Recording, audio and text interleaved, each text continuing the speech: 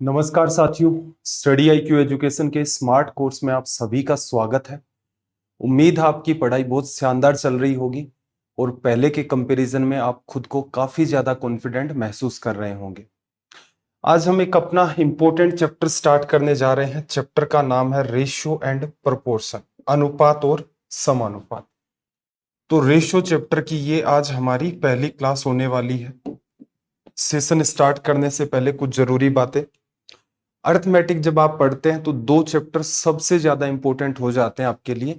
एक है उनमें परसेंटेज और एक उनमें है रेशियो।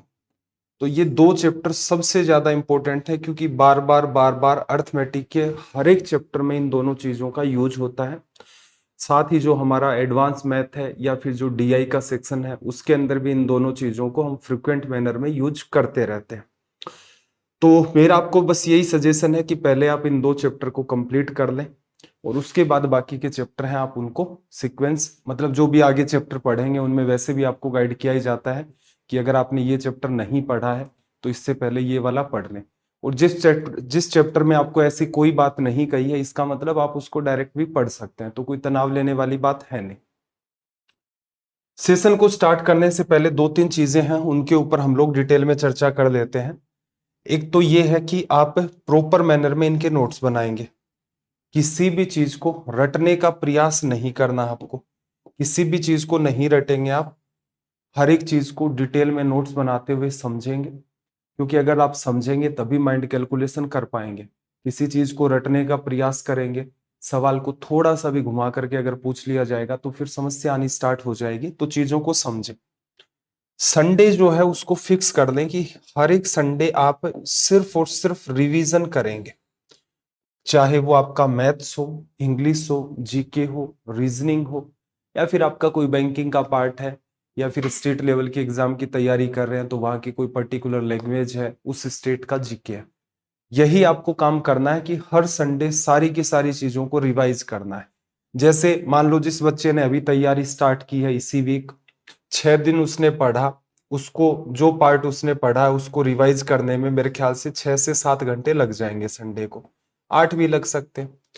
अगली बार क्या होगा, वही 6 दिन पढ़ेगा, उसी से रिलेटेड आगे के चैप्टर चलेंगे। तो ये रिवीजन जो है नए वाले 6 दिन का 4 से 5 घंटे के अंदर हो जाएगा और पुराने वाले को रिवाइज करोगे फिर से तो मुश्किल से 1 घंटा लगेगा। और धीरे धीरे धीरे धीरे 2 बार 3 बार 4 बार 5 बार रिवीजन होगा तो चीजें इतनी आसान लगेंगी कि मुश्किल से आधे घंटे में आप उनको रिवाइज कर ले जाएंगे। आधे घंटे में, 1 घंटे के अंदर। रिवीजन बहुत ज्यादा जरूरी है। रिवीजन नहीं करेंगे तो धीरे धीरे पिछला भूलते जाएंगे, आगे वाला फिर नया पढ़ता जाएंगे, तो उस चीज का कोई औचित्य है नहीं। तो संडे फिक्स करना है, संडे को नया कुछ नहीं पढ़ना है, रिवीजन। कुछ बच्चे प्रॉपर मैनर में पढ़ नहीं पाते हैं तो एक सजेशन ये है कि आप सुबह उठते ही कोई डायरी मेंटेन करें। जैसे कोई आपके पास नोटबुक है, उसमें मेंशन करें कि लगभग आप आज आपके पास पढ़ने के लिए कितना टाइम है। जैसे आपने दिमाग लगाया कि भाई कहीं नहीं जाना, आज तो घर पर ही रहना है, तो लगभग आप 8 घंटे पढ़ पाएंगे। तो प्लान कुछ करो कि 6:30 से लेकर 7 घंटे का एक प्लान करो। 8 घंटे का नहीं करना है। अगर आपके पास 10 घंटे हैं पढ़ाई के लिए तो आप 8 घंटे का प्लान करें तो बेटर रहेगा। 6:30 7 घंटे का आपने प्लान किया, उसमें दिमाग लगाओ कि भाई आज क्या क्या आप पढ़ेंगे, कौन सी चीज को कितनी देर पढ़ेंगे। अगर ये काम आपने सुबह उठते ही कर लिया तो बेटर क्या रहेगा, दिमाग पूरे दिन शांत रहेगा। एक काम कंप्लीट किया, दूसरे पर आ गए, दूसरा कंप्लीट किया, तीसरे पर आ गए। एक प्रयास करें कि आप पढ़ाई कर रहे हैं तो आपके पास एटलीस्ट खुद को इंक्लूड करते हुए 3 से लेकर 5 लोगों का एक ग्रुप हो जिसमें आप खुद भी शामिल हैं। 5 से ज्यादा नहीं, वरना तो वो झुंड हो जाएगा। ये लोग कोशिश करें कि आप जिस एग्जाम की तैयारी कर रहे हैं उसी एग्जाम की भी ये बच्चे भी तैयारी कर रहे हैं। उससे फायदा क्या होगा, आप इनके साथ कन्वर्सेशन कर सकते हैं। किसी पर्टिकुलर चैप्टर को लेकर के कोई डाउट आ रहे हैं तो एक दूसरे को हेल्प करेंगे तो धीरे धीरे पूरे के पूरे ग्रुप का ही अच्छा खासा इंप्रूवमेंट होना स्टार्ट हो जाएगा। ग्रुप नहीं बनता है तो फिर तनाव नहीं लेना है, जानबूझ करके तो कहाँ से बनाओगे ग्रुप। ठीक है, जो बेस्ट हो सकता है वो प्रयास करें। जब आपका सिलेबस अराउंड 80% हो जाए तो आपको मॉक टेस्ट स्टार्ट करना है। उससे पहले कोई भी मॉक टेस्ट नहीं लगाना, सिलेबस को कंप्लीट करो। अदरवाइज मॉक टेस्ट लगाओगे, सिलेबस पूरा पढ़ नहीं रखा है, ना स्पीड आ रही है ना मार्क्स आ रहे हैं, नर्वस होते जाओगे कि यार मैं तो पढ़ाई कर रहा हूँ, उसका तो आउटकम नहीं है। आउटकम ऐसे नहीं मिलेगा, पहले सिलेबस कंप्लीट करें उसके बाद आउटकम मिलेंगे। तो ये वो जरूरी चीजें हैं जिनको आप फॉलो कर लेंगे तो मेरा एक अनुमान है कि विद इन 1 ईयर के अंदर आपके हाथ में आपकी ड्रीम जॉब होगी जिसकी आप तैयारी कर रहे हैं। यूट्यूब के सेशंस जो हैं उनको भी देखा करें। क्यों देखा करें? क्योंकि आपने ऑब्जर्व किया होगा यूट्यूब के जो सेशंस होते हैं उनमें हम लोग प्योर एग्जाम अप्रोच को फॉलो करते हैं। अगर कहीं सवाल डिफिकल्ट लग रहे हैं तो उस केस के अंदर हम लोग उसके अंदर डिटेल में भी चर्चा करते हैं, माइंड कैलकुलेशन भी करते हैं। यहाँ पर प्रयास क्या करना है कि इसको लाइव देखें और साथ में आपके पास पेन और नोटबुक हो। इससे फायदा क्या होगा? आपको बार बार जैसे स्क्रीन पर नया क्वेश्चन आता है तो मैं आपको बता देता हूं कि भाई इस सवाल को माइंड में करना है, तो माइंड में करने का प्रयास करें। इस सवाल में बहुत कम लिखना है, इस पर्टिकुलर क्वेश्चन को स्टार लगा लेना, अपने नोट्स में शामिल कर लेना। जहां जहां स्टार लगाए जाते हैं इसका मतलब या तो क्वेश्चन इंपॉर्टेंट है या उस क्वेश्चन की अप्रोच इंपॉर्टेंट है। तो इस टाइप से जो और चीजें हैं उनमें आपका निखार आना स्टार्ट हो जाएगा। कंटेंट आपको पता है सारा का सारा हम लोग रिलेवेंट डील करते हैं। ऐसा कोई उद्देश्य नहीं है कि आलतू फालतू सवाल करवा करके बच्चे को डरा दिया जाए। ठीक है, तो ये जो सीरीज चलाई जाती है ये आप ही को ध्यान में रख करके चलाई जाती है। उम्मीद है आपने वो टेलीग्राम और इंस्टाग्राम ज्वाइन कर लिया होगा। और जो बच्चे ज्वाइन करना चाहते हैं प्राइवेट डाउट ग्रुप, तो इंस्टाग्राम पर जब आप कोर्स परचेज करते हैं तो आपके पास 2 मेल आते हैं कोर्स परचेज के। दोनों के दोनों मेल का आप ऐसा करें स्क्रीनशॉट जो है आप मुझे इंस्टाग्राम पर सेंड कर दें। वहां कोई पर्टिकुलर पर्सन होता है जो इन चीजों को मैनेज करता है, वो स्क्रीनशॉट लेगा, आपको डाउट ग्रुप की जो टेलीग्राम का प्राइवेट डाउट ग्रुप है उसकी लिंक आपको प्रोवाइड करवा देगा। उसके बाद से जितने भी डाउट हैं वो आपके सारे के सारे आपको भेजने हैं। कहां पर? डाउट ग्रुप पर। इंस्टाग्राम पर नहीं भेजने। कोई छोटा मोटा सवाल है तो भी आप उस डाउट ग्रुप पर भेजें, क्योंकि मैं रेयर ही सोशल मीडिया को चलाना प्रीफर करता हूं, क्योंकि सारा का सारा टाइम वही है कि कंटेंट मैनेजमेंट के अंदर और कोई आपके डाउट्स आते हैं उनके रिप्लाई में चला जाता है, तो इनको मैं बहुत ज्यादा टाइम नहीं दे पाता हूं। तो कहीं आप सोचने लग जाएं कि सर मैंने मेरा एक डाउट आया था इंस्टाग्राम पर भेजा था आपने रिप्लाई नहीं किया। प्राइवेट डाउट ग्रुप इसीलिए है ताकि उसको देख लें। 10 बच्चों ने रिप्लाई किया तो 10 बच्चों को अलग अलग इंस्टाग्राम पर देखेंगे, इससे बेटर है कि सीधे सीधे वहीं देखें। इंस्टाग्राम क्या इसके बाद हेल्पफुल रहेगा? हेल्पफुल रहेगा। कुछ लाइव सेशन होते हैं जिसमें मतलब वही है बोल करके वीडियो की फॉर्म के अंदर आपके साथ कन्वर्सेशन किया जाता है, तो उस टाइप का सिनेरियो इंस्टाग्राम पर ही चलता है, तो इसको ज्वाइन जरूर कर लें। तो उम्मीद है ये सारी की सारी चीजें आपको समझ आ गई होंगी। कोई भी चैप्टर स्टार्ट होता है उसकी स्टार्टिंग में ये सारी चीजें मैं डिटेल में डिस्कस करता हूँ। इनको फॉलो करना है, किसी चीज को भूल नहीं जाना है। अगर आप इनको फॉलो करेंगे विद इन 1 मंथ के अंदर आपके अंदर खुद आप एक ड्रास्टिक परिवर्तन पाएंगे कि यार बड़ा शानदार इंप्रूवमेंट हो रहा है। फॉलो नहीं करेंगे, वही है ज्ञान है कि सुनने में अच्छा लग रहा है सर बहुत बढ़िया बताया आपने, फॉलो आपने किया नहीं, तो फिर कोई औचित्य नहीं है उन बातों का। तो बेटर है इसको फॉलो करें, अपनी ड्रीम जॉब को ध्यान रखें। चलो भाई रेशियो चैप्टर स्टार्ट करते हैं। रेशियो है क्या? जैसे तो छोटी सी बात समझना, रेशियो असल में देखा जाए तो एक तरीके से रेशियो का दूसरा नाम अगर आप लिखना चाहें तो रेशियो का मतलब जो अनुपात होता है इसका मतलब होता है कंपैरिजन। 2 से 3 क्लासेस हमें लग जाएंगी इसमें एकदम डिटेल में छोटी छोटी बातों को बेसिक के थ्रू कवर करने में, अपनी स्पीड को बेसिक्स के ऊपर बिल्डअप करने के अंदर। और फिर 2-3 सेशंस के बाद वही आप एकदम परफेक्शन में आ जाएंगे। तो स्किप कुछ भी नहीं करना, हर एक बात को देखना है, पैरेलल में नोट्स बनाने। रेशियो का मतलब होता है कंपैरिजन या फिर तुलना करना। ठीक है भाई, जैसे रिप्रेजेंटेशन देखें 3:5। ठीक है, 3:5। इसी को लिखने का तरीका 3/5 भी हो सकता है। 3:5 इसी को लिखने का तरीका 3/5 हो सकता है।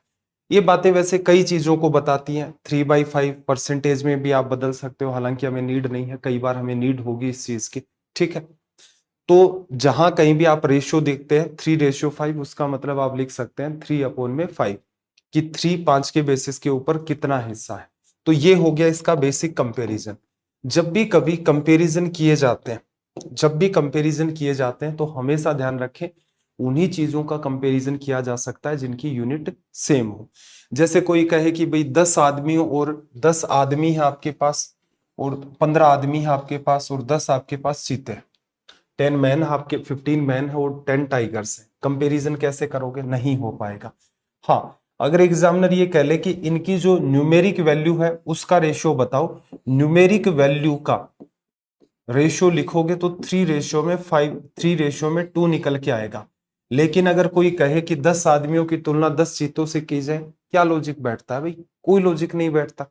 जैसे मैं आपसे और आसान भाषा में इस बात को करूं कि 10 घंटे का कंपैरिजन मैं कहूं कि 15 किलोमीटर के साथ, ये कौन सा कंपैरिजन हुआ? कि मैं 10 घंटे पढ़ाई करता हूं हर रोज और तुम हर रोज 15 किलोमीटर घूम करके आते हो, ये तो कोई कंपैरिजन नहीं हुआ। कंपैरिजन किसका हो सकता था? 10 घंटे का कंपैरिजन आप करते 15 घंटे के साथ तो हो पाता था। तो इसका मतलब जब भी कभी आप यहां पर कंपैरिजन करेंगे तो आपको एक बात ध्यान रखनी है, कंपैरिजन हमेशा सेम यूनिट्स के बीच ही होता है, सेम यूनिट के बीच ही होगा। यूनिट को हिंदी में शुद्ध नाम बोलेंगे तो विमा कहा जाता है, ठीक है। जैसे घंटे क्या है, यहाँ पर यूनिट है।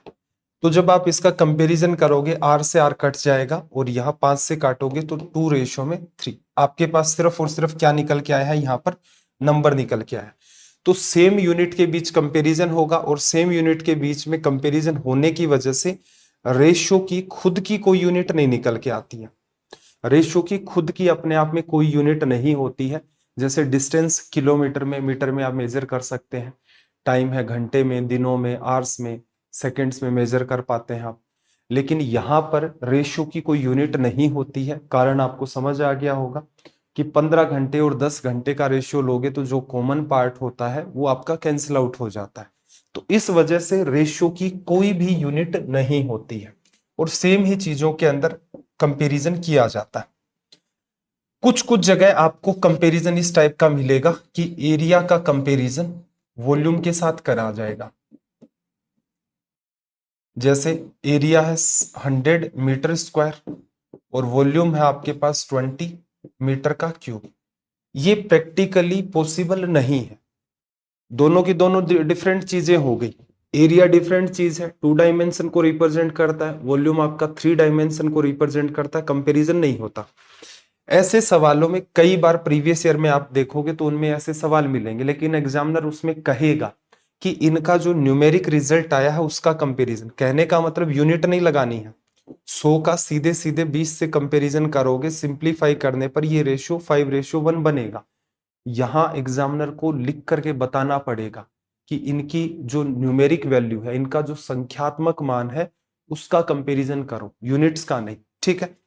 चलिए भाई, यहां तक मेरे ख्याल से आपको बात समझ में आ गई होगी। कंपैरिजन सेम ही टाइप की यूनिट का होता है।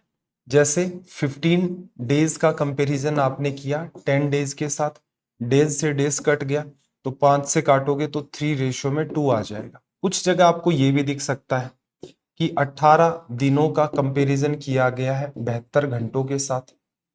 तो क्या ये कंपैरिजन संभव होगा? तो आप कहोगे बिल्कुल होगा। रीजन क्या है? टाइम का जो रिप्रेजेंटेशन है वो कई तरीके से हो सकता है। सेकंड से हो सकता है, मिनट से हो सकता है, आवर से हो सकता है, डेज से हो सकता है, मंथ से हो सकता है, ईयर से हो सकता है, इस टाइप से डिकेड से हो सकता है, सेंचुरी से हो सकता है। तो ये चलता रहता है। आपको पता है रेशियो की कोई भी यूनिट नहीं होती और ये दोनों ही चीजें टाइम है तो कंपैरिजन होगा।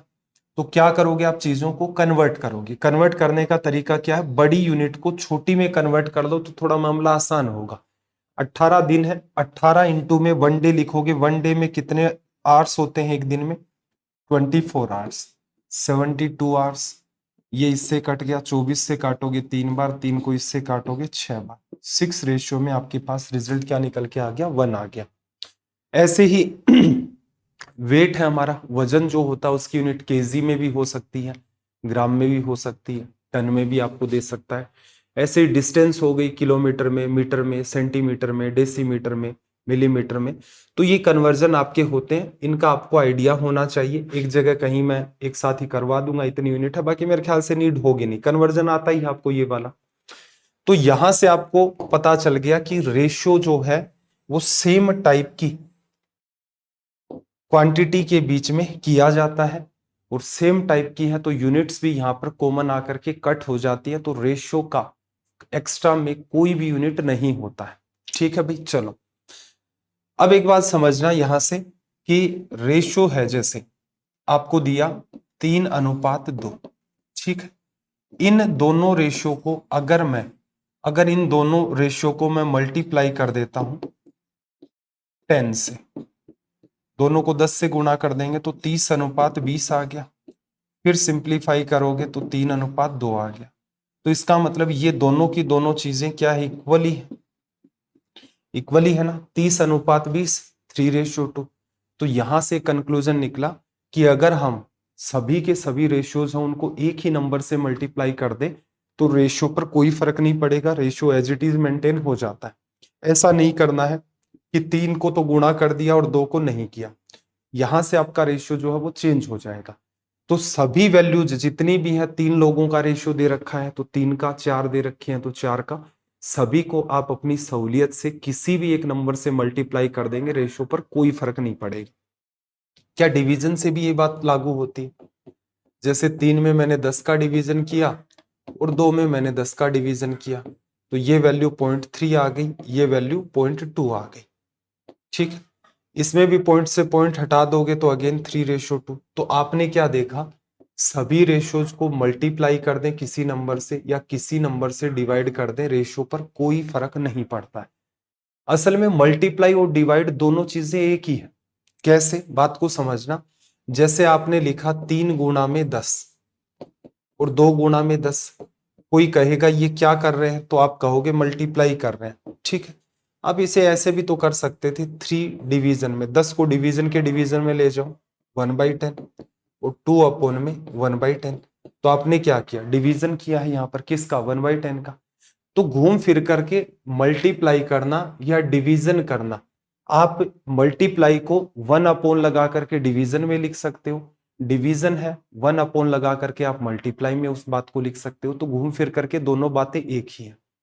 सभी रेशियोज को किसी भी एक नंबर से सभी को करना है, किसी एक को या किसी दो को नहीं, जितने भी नंबर दे रखे हैं सभी को आप किसी पर्टिकुलर से नंबर से मल्टीप्लाई कर दें, पर्टिकुलर नंबर से डिवाइड कर दें, रेशियो पर कोई फर्क नहीं पड़ता है। उम्मीद है यहां तक बात क्लियर हो गई होगी। चलो और आगे कोई छोटे मोटे कंक्लूजन, क्या ये एकदम बेसिक पार्ट होता है इसका। और जो स्टेट लेवल की एग्जाम्स होती हैं, बताया जाता है आपको स्टेट लेवल की एग्जाम्स जो होती हैं, आप लोगों को कोई बहुत आगे तक नहीं जाना है इस चैप्टर के अंदर। जहां सारे के सारे अपने कॉन्सेप्ट्स कंप्लीट हो जाएंगे वहीं तक का रेलवे में स्टेट की एग्जाम, ग्राम सेवक, पटवारी, पुलिस, जीडी वगैरह, एमटीएस हो गया, इनमें आते हैं। एसएससी, बैंकिंग और सीडीएस वालों को ये पूरी की पूरी सीरीज यहाँ पर देखनी है। अभी रिसेंट के जो 2-3 साल हैं उनमें सीजीएल मेंस के जो पेपर हैं वो कैलकुलेटिव नेचर के आ रहे हैं। उससे पहले तक बैंकिंग के कैलकुलेटिव आते थे, तो बैंक और एसएससी दोनों ही कैलकुलेटिव हो गया है। तो एसएससी, बैंक और सीडीएस की जो तैयारी कर रहे हैं उन बच्चों को ये चैप्टर पूरा देखना है।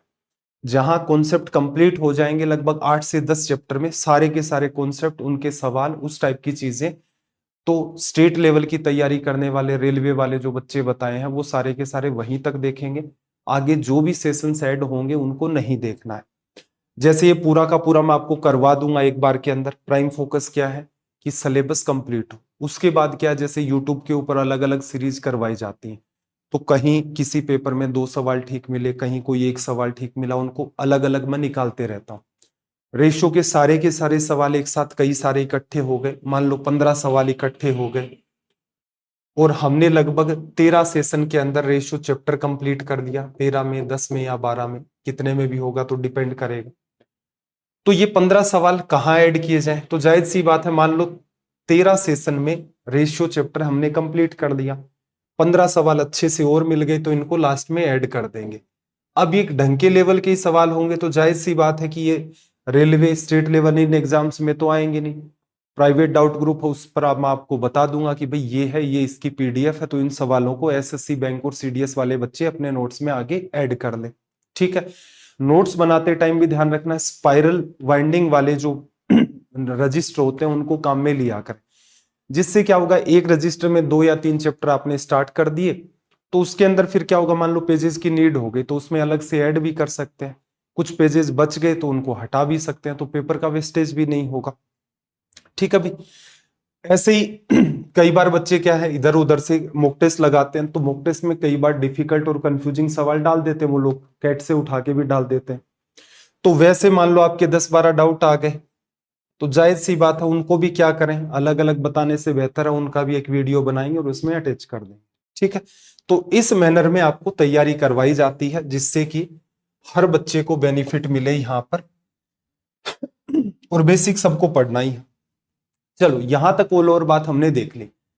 3:2 था, क्या ऐड करने पर रेशियो बदलते हैं? तो मैं इसमें क्या कर दूं, 1 ऐड कर दूं, और इसमें भी मैं 1 ऐड कर दूं, तो ये 4:3 रेशियो बदल गया है।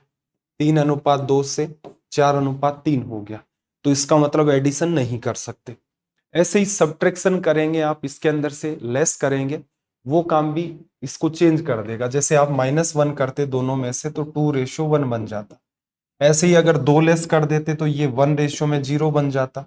अब ये कोई पैटर्न थोड़ी ना हुआ। इसका मतलब सभी रेशियोज को आप किसी भी नंबर से ऐड करके सभी में कोई नंबर ऐड कर दें या सभी में कोई नंबर लेस कर दें, वो प्रोसेस कंप्लीटली आपकी गलत हो जाती है। ऐसा कहीं भी आपको सहारा नहीं लेना है। उम्मीद है यहां तक आपको बात समझ में आ गई होगी। अब देखो, ये जैसे आपको एक रेशियो दे रखा है, मैं मान लेता हूं ए बी और सी की इनकम का रेशियो है 3:4:5। ए ने 3 रुपए कमाए हैं, बी ने 4 रुपए कमाए हैं और सी ने आपके 5 रुपए कमाए हैं। दोनों की कंबाइंड इनकम कितनी होगी? तो कंबाइंड इनकम कह दोगे 5 4 9 और 3 12। ठीक है, अगर मैं आपसे कहूं कि भाई मेरे पास कुल मिलाकर के 360 रुपए हैं, इनको ए बी और सी में डिस्ट्रीब्यूट कर दो, तो एक तरीका तो यह है डील करने का कि आप कहोगे सर टोटल जो पैसा है वो 12 ना होकर के कितना है, 360 रुपए। तो 12 को 360 बनाया तो कितने से गुणा किया, 12 का इसमें डिवीजन करोगे, 30 से मल्टीप्लाई किया, तो यहां पर इनकी एग्जैक्ट वैल्यू लिखनी है तो 30 से गुणा कर दो। 30 से इसको करोगे ए का हिस्सा 90 रुपए, 30 से इसको करोगे बी का हिस्सा 120 रुपए, और 30 से इसको करोगे तो 150 रुपए इसका हिस्सा निकल के आ गया। ये तो अप्रोच नंबर अपनी फर्स्ट।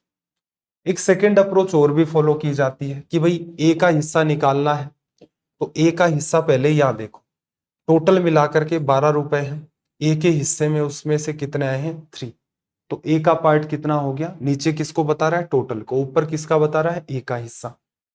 3/12 भाग इसके पास है और टोटल मनी 360 है, तो उसका भी 3/12 पार्ट ही होगा। सोल्व करोगे तो ये रिजल्ट कितना आ जाएगा, 90 रुपीज। ठीक है, ऐसे ही कोई कहे सी का हिस्सा, तो आप कहोगे टोटल 12 रुपए है, सी के पास 12 में से 5 रुपए है, 5/12 इसके पास है। इसे भी कन्वर्ट करोगे 360 से, तो ये इससे कटकर 30 बार घूम फिर करके बात वही आनी है। चीजें दोनों ही पता होनी चाहिए क्योंकि अपना अपना इंपॉर्टेंस है। 90% से भी ज्यादा केसेस में हम लोग इस बात को काम में लेंगे, बाकी कुछ एक जगह उस चीज का भी यूज हो जाता है।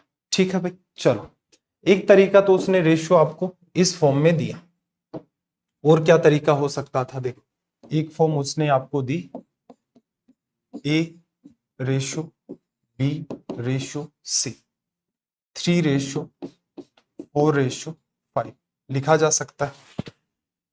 एक तरीका ये भी हो सकता है, कई बार आपको नंबर ऐसे मिलते हैं A ratio B ratio C, ये मान लो 20 दे दिया, सॉरी 20 ना दे करके 1/20 दे दिया, ये 1/15 दे दिया, और ये 1/12 दे दिया, कि ए का बी का और सी का अनुपात ये है। अगर कोई कहे कि 360 रुपए को आप इन तीनों में डिस्ट्रीब्यूट कर दो, तो तरीका क्या होगा? पहला मेथड तो ये कहता है कि भाई सभी को जोड़ दो, सभी को ऐड करेंगे, सभी का एलसीएम 60 आ गया, 20 से 3 बार, 15 की वजह से ऊपर 4 बार, 12 की वजह से 5, तो 5 4 9 3 12, 60 से काटोगे 1/5 आ गया। 1/5 जो है आपका वो किसको रिप्रेजेंट करता है? 1/5 जो है आपका वो रिप्रेजेंट करता है 360 रुपए को। 360 रुपए को कैसे बनाया? तो क्या कर दो भाई, आप पहले तो इसमें मल्टीप्लाई कर दो 5 का, 5 का मल्टीप्लाई कर दोगे तो ये बात क्या बन गई, 1 बना लिया। 360 बनाना है तो इसको 360 से और गुणा कर दो, तो ये 360 बन गया। इन्हीं की वैल्यू अगर आपको निकालनी है तो इसको भी आप क्या करोगे, 5 इंटू में 360 से मल्टीप्लाई कर दोगे। 360 के अंदर इसको दोगे, डिवीजन करोगे, 0 से 0 कट गया, 18 बार 18 5, ए के हिस्से में 90 रुपए आ गए, ऐसे इसको भी करोगे तो 15 से इसको काटोगे 2 बार, 15 2 30, 15 4 60 और 24 बार कट गया है तो ये बन गया आपका 120 रुपए आ गया। इसके अंदर डिवीजन करोगे तो 12 का 30 बार, 30 5 150 रुपए, इसके हिस्से में ये आ गया 150, 120 और 90, पूरे को जोड़ोगे 200, 270 और 90 जोड़ दिया तो 360 रुपए आ गए। बुराई इसमें नहीं है, ठीक है। इसको आप ऐसा कर सकते थे, मेथड नंबर 1 ये है। मेथड नंबर 2 देख लो, ए का हिस्सा कितना 1/20, टोटल पैसा कितना 1/5 और किसके हिसाब से 360 के बेसिस पर इसका निकालना है। ये नीचे जाएगा तो 20 से काटोगे यहां पर 0 से 0 18, ये 5 ऊपर आ जाएगा गुणा में 5 तो 90 रुपए आ जाएंगे। लेकिन इसके अंदर समस्या ये आ रही है इस तरीके के अंदर कि हम जब इसे कैलकुलेट कर रहे हैं तो हमारा टाइम बहुत ज्यादा कंज्यूम हो रहा है, क्योंकि जब तक आपको चीजें गहराई से पता नहीं होंगी कि किस मेथड में क्या समस्या है तब तक दिमाग एग्री नहीं करेगा, दिमाग को ये लगेगा चीजें रटी जा रही। तो जब भी कभी आपको इस पैटर्न के साथ रेशियो दे दिया जाए, ए रेशियो, ध्यान से समझना बहुत इंपॉर्टेंट बात है ये और कई कंफ्यूजन दूर करेगी। 1/20, 1/15 और 1/12 ये आपको दे दिया। आपको पता है ये वैल्यू जब हम लोग काम में लेते हैं तो हमारी कैलकुलेशन बहुत ज्यादा बढ़ जाती है, दिख भी रहा होगा आपको। पीछे जो 2 मेथड देखे थे उन्हीं के बेसिस के ऊपर किया तो यहां पर हमारी कैलकुलेशन बहुत ज्यादा बढ़ गई। तो क्या करें फिर, रेशियो को सिंप्लीफाई करो, इनको आसान वैल्यू में दो। ये जो वैल्यू है ये आपको दिख रही होगी किस फॉर्मेट की वैल्यू है, ये फ्रैक्शन में है, फ्रैक्शन है, ये भिन्न है p/q की फॉर्म में। अगर हम लोग इनको कन्वर्ट कर दे जाए किसमें, इंटीजर में। इंटीजर मतलब पूर्णांक, किस टाइप के, 3:5, 5:7, 2:4, तो डील करना आसान है। कैसे कन्वर्ट किया जाएगा, तो फिर आपको पता है कि आपने पढ़ा था सभी रेशियो को किसी भी एक नंबर से मल्टीप्लाई कर दो या डिवाइड कर दो, रेशियोज पर कोई फर्क नहीं पड़ता है। तो उस चीज का सहारा लेकर के आप इसे कन्वर्ट कर देंगे। फिर आप देखोगे कि यार इंटीजर बना कौन कौन नहीं बनाने दे, ये सॉरी फ्रैक्शन किस वजह से बन रहा है, 20, 15 और 12 से।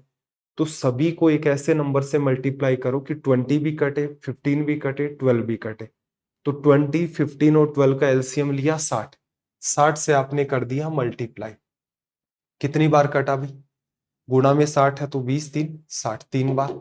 ये इससे काटोगे तो 4 बार, ये इससे काटोगे 5 बार। अब देखो 5 4 9 3 12, 12 360 को बता रहा है, किससे गुणा किया है, 30 रुपए से। ए का हिस्सा कितना, 30 गुणा 3 90 रुपए। तो आसान हो गया। तो जो चीज हमने पढ़ी है जो बेसिक के अंदर, कि बुराई इसमें नहीं है, दोनों ही रेशो सेम है। ऊपर वाले तरीके से करोगे जिसमें फ्रैक्शंस का इन्वॉल्वमेंट है, भिन्न का इन्वॉल्वमेंट है, वहां पर आपकी कैलकुलेशन बढ़ जाती है। इसलिए हम रेशियोज को क्या कर देते हैं, सिंप्लीफाई कर देते हैं। ठीक है भाई, चलो यहां तक अगर बात क्लियर हो गई होगी तो कुछ एक चीजें और डिस्कस कर लेते हैं हम लोग यहां पर। देखो एक इंपॉर्टेंट बात और समझना, standard format of ratio, standard format of ratio, ratio का, अनुपात का स्टैंडर्ड फॉर्मेट मतलब उसका एक लिखने का ऑथेंटिक तरीका क्या होता है उसको भी समझते हैं। इससे लेकर भी कंफ्यूजन आते हैं, पहले उन्हीं कंफ्यूजन को दूर करने का काम कर रहा हूं। क्वेश्चन कर लेंगे लेकिन जो कमियां हैं जो पूरे चैप्टर में और पूरी की पूरी मैथ्स में सामने आने वाली है उनको दूर कर देते हैं। स्टैंडर्ड फॉर्मेट ऑफ रेशियो क्या है, जैसे मान लो ए ने मान लो 200 रुपए कमाए एक दिन में और बी ने मान लो 300 रुपए कमाए। तो इनको लिखने का एक तरीका, ए रेशियो बी अगर कोई कहे तो आप क्या करोगे, 200 रेशियो 300। तो ये फाइनली सोल्व करके लिख देता हूं, कितना आ जाएगा 2:3 लिखा जा सकता है। आप ए में अगर बी का डिवीजन करते, ए में अगर आप बी का डिवीजन करते तो ये वाली बात आपकी क्या निकल के आ जाती, 2/3 लिखा जा सकता है, कोई समस्या नहीं है। चलो अगर हमारे पास 3 लोग, ए ने 200 रुपए कमाए, बी ने मान लो 300 रुपए कमाए और सी ने मान लेते हैं 500 रुपए कमाए। तो पहला जो पैटर्न था जो हमने लिखा था ये वाला फर्स्ट, इस तरीके से इनका रिप्रेजेंटेशन अगर हम लोग करते तो ए रेशियो B/C। ये हमारे पास क्या निकल के आता, 200, 300, 500, सबके 2 जीरो गायब, तो 2/3/5 ये आता। अगर मैं सेकंड वाला मेथड लिखना चाहूं, A के अपॉन में B और उसके अपॉन में C, तो ये क्या बनता, 200, 300, 500, जीरो तो कट गए, 2/3/2/3/5। इसका क्या मतलब निकला, ऐसा कभी मैथ्स में देखा आपने कहीं भी, पूरी मैथ्स आपने आज तक जीवन में पढ़ी, इस टाइप से डिवीजन होते हुए देखा, इस टाइप से मिल गया होगा, A अपॉन में B और इस पूरे के अपॉन में C, ये आपको दिख सकता है। ऐसे नहीं दिखेगा इक्वल इक्वल वाला पैटर्न। यहां पर समस्या ये है कि कोई आदमी कहेगा कि मैं इसे सोल्व करके 5 ऊपर भेज दूंगा तो ये रेशियो 10/3 बन गया। कोई कहेगा नहीं, ये 2 के डिवीजन में 3/5 है। कोई ऐसा भी कह सकता है कि नहीं, मैं तो ऐसा करूंगा, इसको ये 2 ऊपर है और 3 इसके नीचे भेज दूंगा, तो यहाँ पर 2 में अपने पास 1 मिनट, दूसरा पैटर्न तो नहीं बनेगा ना यहाँ पर। 1 मिनट 1 मिनट, देखो 5 ऊपर भेज दिया, कोई समस्या नहीं आई। कोई ये कह सकता है कि भाई ये 2/3 है, इस टाइप से ये बात है, 2/3/5, तो ये 3 नीचे चला जाएगा, तो यही बात 2/15 बनी। आपने चलो इसको 10/3 या 2/15 लिख दिया, लेकिन रेशियो तो 2 ही लोगों का था, 3 लोग कैसे हो गए। तो इसका मतलब जो बात हम लोग लिखना चाह रहे हैं वैसी मैथ्स में कोई बात होती नहीं, ऐसी कोई भी बात एग्जिस्ट नहीं करती है मैथ्स में, तो इसका मतलब ये लिखने का तरीका ही गलत हो गया। ये जो फॉर्मेट आपने यहां पर लिखा है ये तो नॉर्मल है, ये तो डायरेक्ट फॉर्मेट है। ये जो फॉर्मेट है ये आपका इक्वेशन का फॉर्मेट है। इक्वेशन फॉर्मेट को क्या नाम दें हिंदी में, समीकरण। समीकरण कैसे भाई, इक्वल का साइन लगता है वो समीकरण बन जाती है, इक्वेशन बन गई आपकी। तो इसका मतलब अगर आप 3 लोगों को उस इक्वेशन फॉर्मेट से लिखना चाहोगे तो लिखना संभव ही नहीं हो पा रहा। A/B/C ये मामला उलझा रहा है, ऐसी कोई भी बात मैथ्स में एग्जिस्ट नहीं करती, तो फिर क्या करें। तो इस दूसरी बात को ही अगर आप थोड़ा सा मॉडिफाई करें तो यही हमें समाधान दे देती है। आप ऐसा करो, B को उधर भेज दो, इधर A है, B को आपने उधर भेज दिया, वो 2 इसके नीचे आ गया और 3 इसके नीचे आ गया। तो ये आपका बन गया कि A का रेशियो उसके नीचे लिख दो, B का रेशियो उसके नीचे लिख दो, इक्वल्स टू का साइन भी है, तो ये इक्वेशन फॉर्मेट में भी आप लिख सकते हैं। 3 लोगों के लिए क्या ये बात लिखना संभव है, बिल्कुल है भाई। A के अपॉन में उसका रेशियो, B के अपॉन में उसका रेशियो और C के अपॉन में उसका रेशियो। A के अपॉन में कितना है 2, B के अपॉन में है 3 और C के अपॉन में 5। तो उन संख्याओं के नीचे लिखी हुई वैल्यूज ही उनका रेशियो होती है। ये हमारा होता है स्टैंडर्ड फॉर्मेट ऑफ रेशियो। इस बात का विशेष आप ध्यान रखेंगे। अब मैं कुछ एक सवाल करवाता हूं, वहां से ये बातें क्लियर होंगी। देखो, A/B/C ये आपके पास है 2:3:5।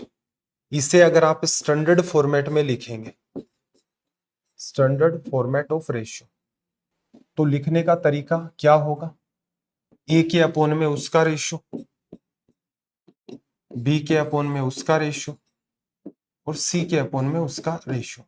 अगर कहीं आपको ऐसा कुछ लिखा हुआ दिख भी जाए, जैसे मान लो आपको ये मिल जाए कि x अपॉन में 5 बराबर y अपॉन में 7 बराबर z अपॉन में 3, कोई कहे कि x ratio y ratio z क्या होगा, तो आप एकदम तुरंत कहोगे कि इन्हीं के नीचे लिखे गए रेशियो हैं 5, 7 और 3।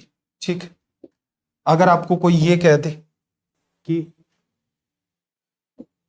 A/B/C इस फॉर्म में है 1/2, 3/4 और 2/3, तो A/B/C क्या होगा, तो आप क्या कहोगे, जो नीचे बात लिखी हुई है वही इनका रेशियो।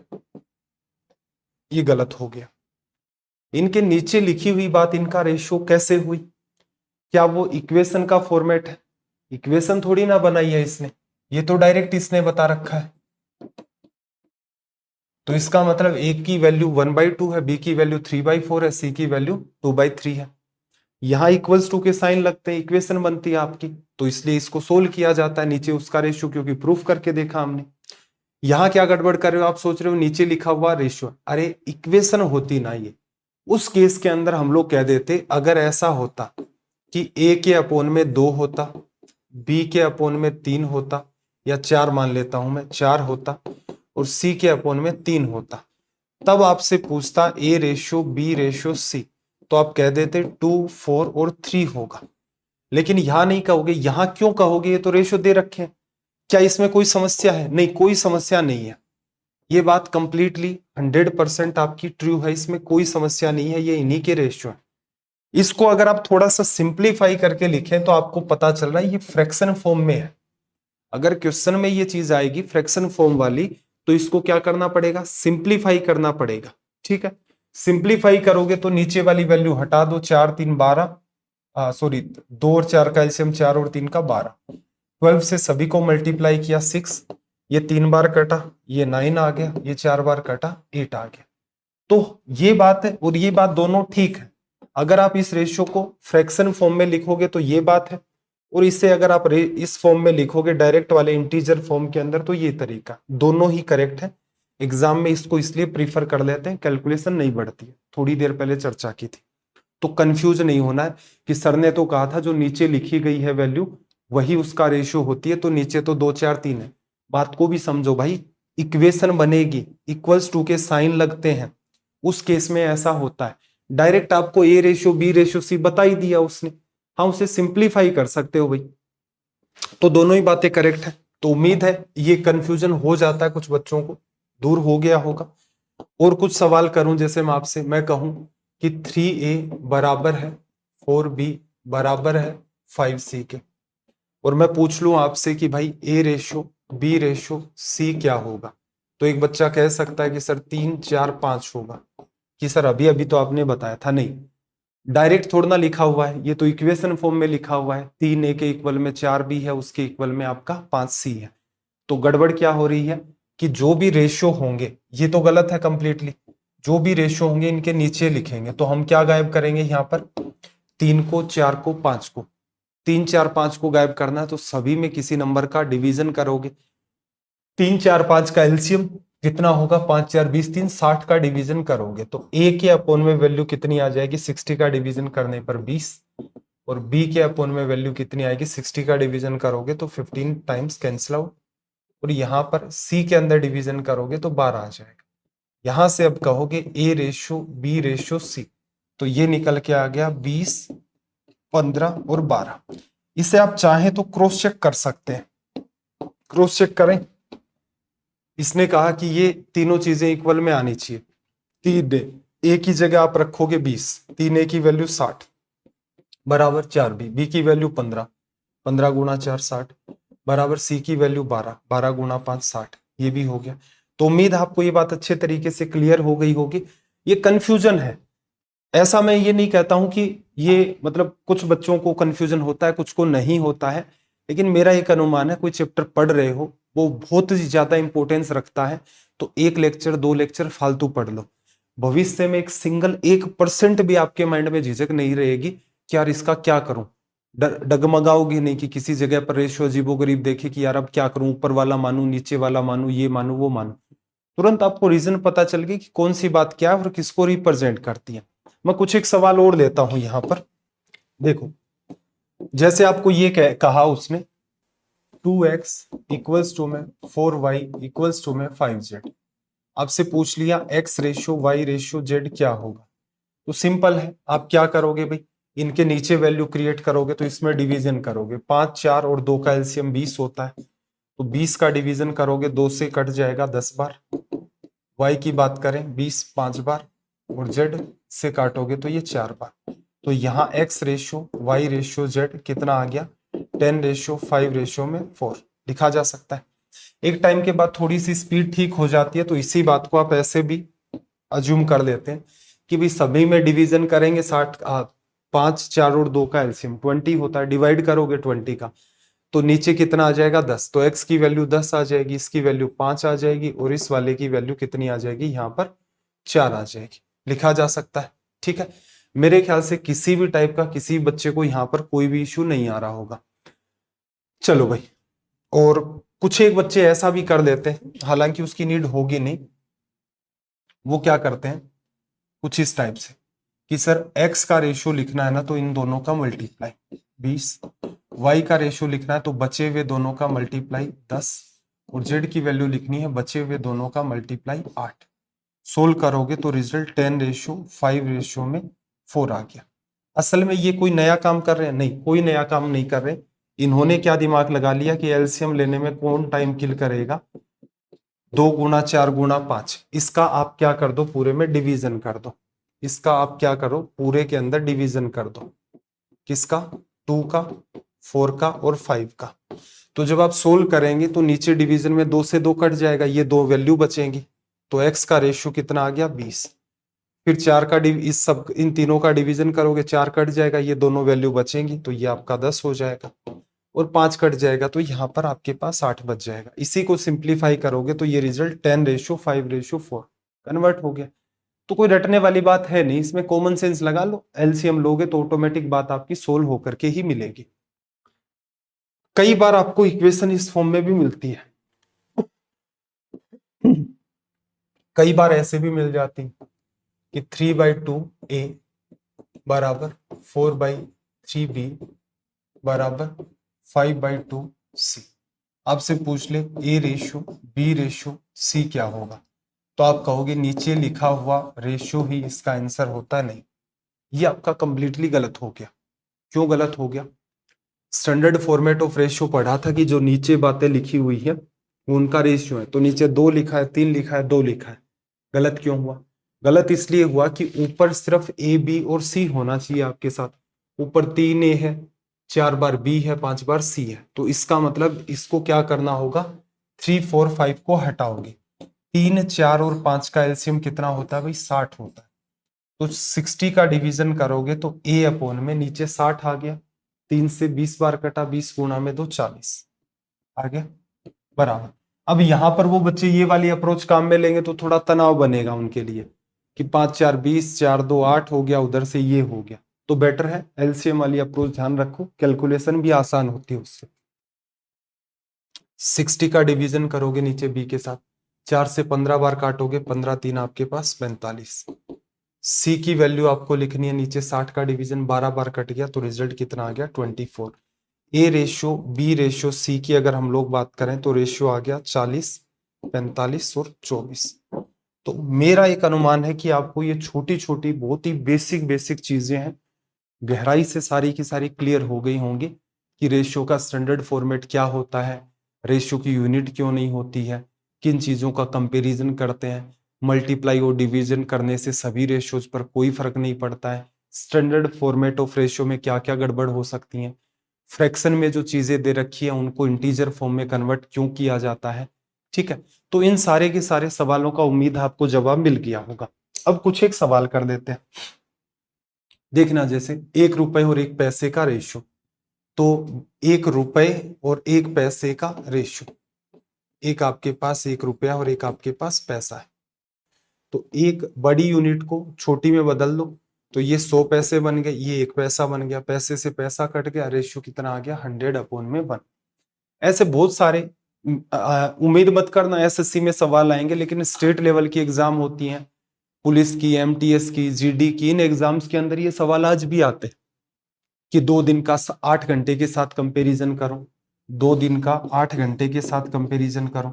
तो आप 2 दिन को बदल दोगे, एक दिन, 2 तो साइड में है, एक दिन की जगह 24 घंटे, 8 घंटे, 8 से 8 कट गया, 8 से काटोगे 3 बार, 6:1, ये आपका रिजल्ट बन गया। ठीक है, तो इस टाइप से चीजें चलती रहती हैं। आपको ये कह दिया जाएगा कि 5 केजी का कंपैरिजन करना है 400 ग्राम के साथ, तो 5 केजी, केजी की जगह क्या लिख दिया आपने? 1000 ग्राम। तो इसको कन्वर्ट कर दिया 400 ग्राम, ग्राम से ग्राम कट गया, इससे ये कट गया, 4 से काटोगे 25 बार, 125 रेशियो में 1 बन गया। तो ये सिंपल से सवाल है। ठीक है, तो इनमें कोई बहुत ज्यादा ऐसा है नहीं कि बहुत सारे एग्जाम्पल करेंगे तो ही बात क्लियर होगी, नॉर्मल सी है, तनाव मुक्त होकर के डील कर सकते हैं।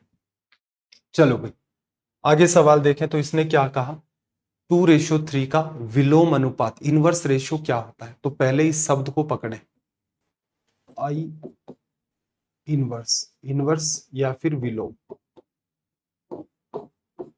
जैसे मुझे कोई कहे कि x का इनवर्स क्या होगा। इनवर्स का मतलब होता है पावर -1। तो x का अगर मैं इनवर्स लिखूं तो ये बनेगा मेरा 1/x। ठीक है भाई, इनवर्स का बस इतना सा मतलब होता है। कोई कहे कि 10 का इनवर्स क्या होगा, आप कह सकते हैं कि 10 की पावर -1, या फिर इसी बात को लिखोगे तो 1/10। कोई कहे 5 का इनवर्स क्या होगा, 5 का विलोम क्या होगा, 1/5 होगा। कि मतलब विलोम का इतना सा ही लॉजिक है कि एक ऐसी संख्या जिसका मल्टीप्लाई ओरिजिनल में करें तो रिजल्ट 1 आ जाए। ठीक है, कोई तनाव वाली बात है नहीं, सीधे सीधे आप कह सकते हो। जैसे -2 का इनवर्स क्या होगा, 1/-2। ठीक है, तो इसकी डेफिनेशन बना सकते हो आप खुद से भी, कोई अलग बात नहीं है कि x का इनवर्स 1/x होता है। तो इसका मतलब दो संख्याएं जिनका मल्टीप्लाई करने पर अगर रिजल्ट 1 आ जाए तो पहली संख्या आपकी दूसरे की क्या हो जाएगी, ऑटोमेटिक इनवर्स हो जाएगी। ठीक है, इसमें कोई तनाव लेना नहीं है। अब इनका रेशियो इनवर्स बताना है तो 2 को क्या लिखोगे, 1/2, और 3 को क्या लिखोगे, 1/3। क्या ये गलत है? नहीं, ये सही है, कोई समस्या नहीं है। लेकिन ये फ्रैक्शन फॉर्म में है, भिन्न का रूप है। आपको किस फॉर्म में बताना है, आपको बताना है यहां पर इंटीजर की फॉर्म में। पूर्णांक वैल्यू लिखी है तो आपको पता है इसको 6 से गुणा कर दो, या फिर सिंपल है इस 3 को इधर भेज दोगे और इस 2 को इधर भेज दोगे, तो ये रिजल्ट कितना आ जाएगा, 3:2। अगर दो ही वैल्यू आपको दे रखी होती है तो इनवर्स एज इट इज 3:2:3 का 3:2 बन जाता है। रटने की नीड नहीं है, दिख रहा है साफ साफ कि कैसे लिखा। 3 वैल्यू दे दी तो क्या करोगे, 1/2, 1/3 और 1/5। सभी का एलसीएम कितना होगा, बात तो ये सही है, लेकिन इस फॉर्म में नहीं दे रखा, ये फ्रैक्शन या भिन्न का फॉर्म है। तो 5, 3 और 2 का एलसीएम 30 होता है। गुणा कर दिया 15, 3 का डिवीजन करोगे तो 10 बार, 5 का करोगे 6 बार, 15, 10 और 6। इसी बात को कुछ बच्चे कैसे बना लेते हैं कि सर 5 गुणा 3 15, 3 की वैल्यू निकालनी है तो बचे हुए 2 का मल्टीप्लाई 10, 5 की वैल्यू निकालनी है बचे हुए 2 का मल्टीप्लाई 6। घूम फिर के बात वो ही है। आपको ये ठीक लगे फॉलो कर सकते हैं, बाकी एलसीएम वाली बात में भी कोई तनाव है नहीं। ठीक है, थोड़ा सा एक टाइम के बाद आप कॉमन सेंस लगाएंगे तो क्या पाएंगे कि भाई इन सब का एलसीएम लोगे, इन सब का एलसीएम कितना आ जाएगा, 30 आ जाएगा। ये वैल्यू 1/2, 1/3, 1/5, 30 से मल्टीप्लाई करोगे, मतलब 30 के अंदर आपको एक्चुअल में देखा जाए तो इनका डिवीजन होते हुए दिखेगा। 30 में 2 का डिवीजन 15, 3 का डिवीजन 10 और 5 का डिवीजन 6। ये लो हो गया समाधान, कोई तनाव नहीं है। तो किसी भी चीज को अनवांटेड ट्रिक समझ करके, जैसे आजकल भरमार लगी हुई है कि इसकी ट्रिक बताते हैं आपको कि इसकी वैल्यू लिखनी है तो इन दोनों का गुणा 15 आ गया, इसकी वैल्यू लिखनी है तो इन दोनों का गुणा 10 आ गया, इसकी वैल्यू लिखनी है इन दोनों का गुणा 6 आ गया। ट्रिक।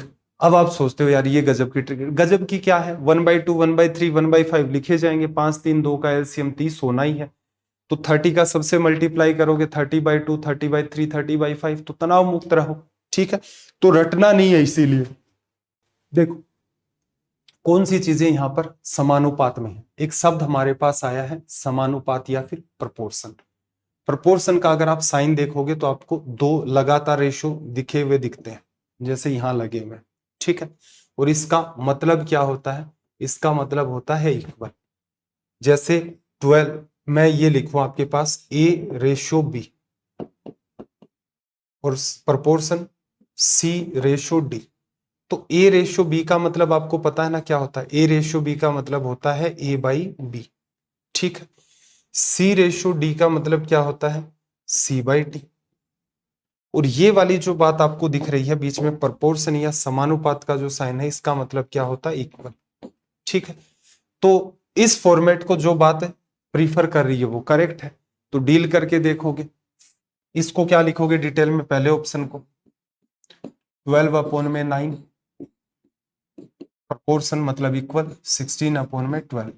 इसे 3 से काटोगे तो 4/3, इसको 4 से ऊपर नीचे काटोगे तो 4/3। तो इसका मतलब ये बात ठीक है, दोनों का रिजल्ट सेम आ गया। आइडिया लग भी जाता है, जैसे 13 में 11 का डिवीजन किया 5/4, दोनों इक्वल थोड़ना है। 13/11 और 5/4 इक्वल नहीं है। 30/45, तो 15 से काटोगे 1:3 और ये 13:24 कट ही नहीं रहा है, तो ये भी इक्वल नहीं है। 3/5 और 2/5 है, ये इक्वल नहीं दिख रही है। तो चेक करना भी मुश्किल टास्क नहीं है, बस आपको हर चीज का मतलब पता हो कि इसका मतलब ये होता है। चलो भाई आगे सवाल देखते हैं। तो इसने क्या कहा, यदि ए की आय बी से 10% अधिक है और बी की आय जो है वो सी से 20% कम है, तो A ratio B ratio C, इनकी इनकम का रेशियो आपको बताना है। हालांकि आगे चल के अगले ही सेशन में हम डिस्कस करेंगे various ratio two single ratio, उनमें इस बात पर हम लोग चर्चा करेंगे। अभी के लिए बस इतना लिख लेते हैं, ए की जो इनकम है वो बी से 10% अधिक है। ए जो है आपका वो बी से 10% अधिक, तो बी का 110% लिख देते हैं। ठीक है भाई।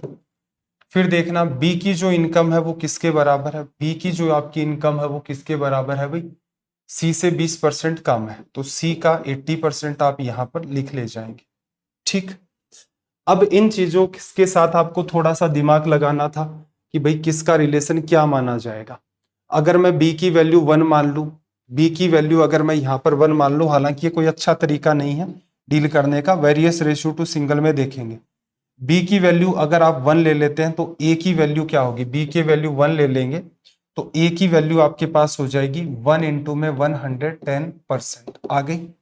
बी की वैल्यू अगर आपने 1 ली है तो सी की वैल्यू 1/में 80% बची है। ठीक है। तरीका ये अच्छा नहीं है, मैं आपको अभी बता रहा हूं, लेकिन अभी हमने various ratio two single ratio पर काम नहीं किया, वो जब कर लेंगे तो आसान हो जाएगा। बस बीच में एक रैंडम सवाल उठा लिया। 110% क्या होता है भाई, 11/10। ठीक है 1। 80% 4/5, इसी को लिखोगे 5/4। इस फॉर्म में आंसर नहीं दे रखा है, तो 10 और 4 का एलसीएम 20 होता है, 20 से गुणा करोगे तो 2 बार कटेगा, ये 22, ये आपके पास 20 और ये 5 बार कट जाएगा, तो रिजल्ट 25। 22:20:25।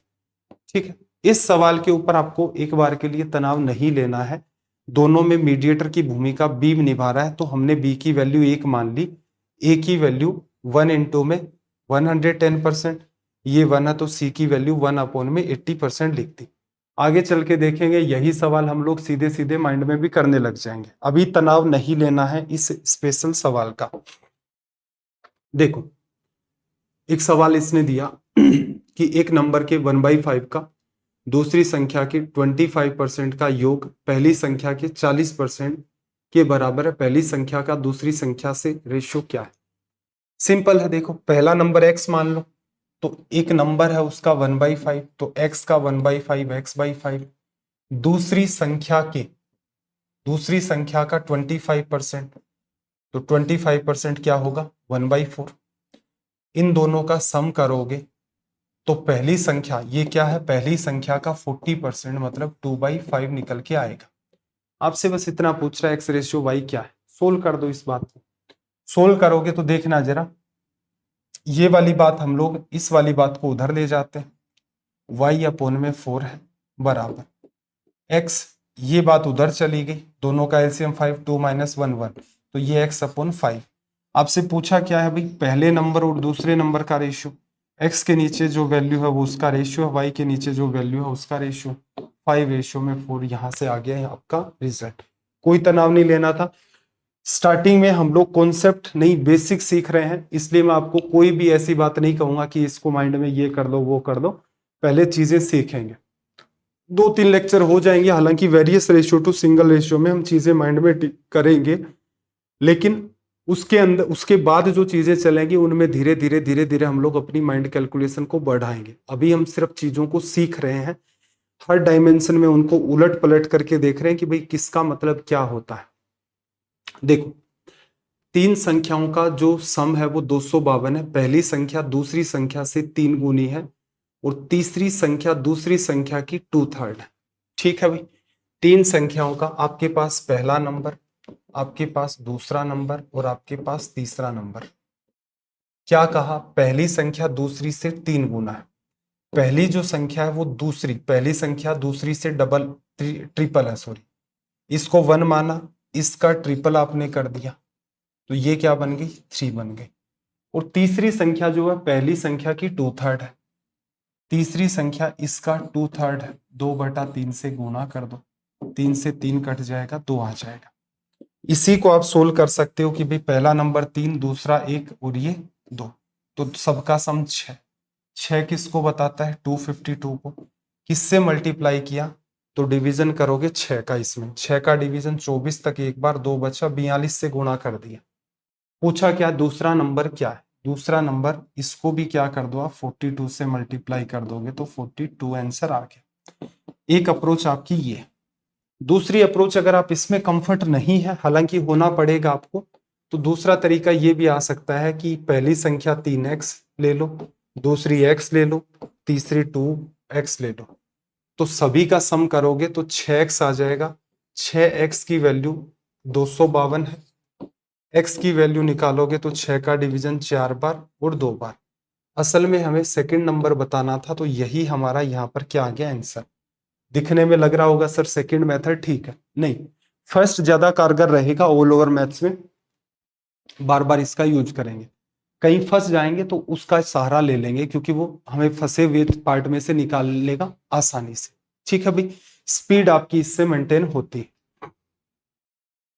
चलो आगे देखना जरा क्या कहा है इसने, कि तीन संख्याओं का सम 2 है। तीन संख्याओं का सम 2 है।